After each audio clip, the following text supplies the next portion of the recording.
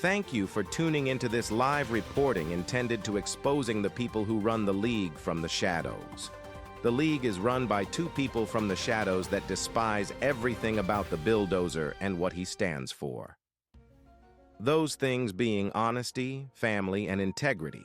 They employ dirty tactics such as gaslighting, kicking from the group chat, and ad hominem drone strikes. Last week, Joe was accused of tanking.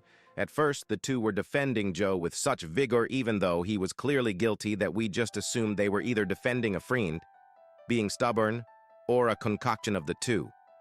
I am here to tell you, it was not either of those things. After they had realized the tactics they usually employ was not going to get Joe out of being found guilty, they had to figure out something.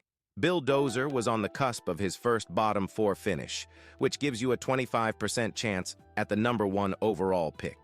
This was a chance the League inside the League was not going to risk. They then hatched a brilliant plan.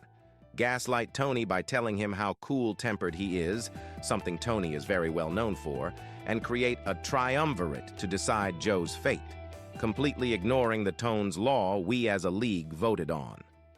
They then spent a few days running the numbers until they came up with the perfect plan. Kick Steve from the group chat, then offer two options they passed off as being the only true outcomes.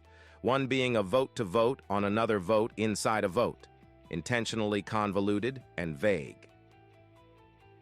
Or the second option, start Joe's projected lineup, seems fine on the surface. What they were counting on was the good-hearted members of the League not going back and running so many calculations as the two rats had.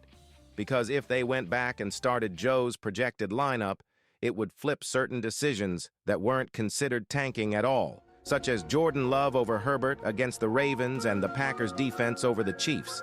These certain decisions would lose him just enough points to stay 3 points shy of the median, because if he had gotten that last median win, he would have passed Steve and Tony in the standings. I believe Tony to be collateral damage for the Rats' intended target. The Rats, otherwise known as Kyle and Justin, they've destroyed and silenced the Billdozer, but why, you may ask? I was just the biggest target. Your team is next.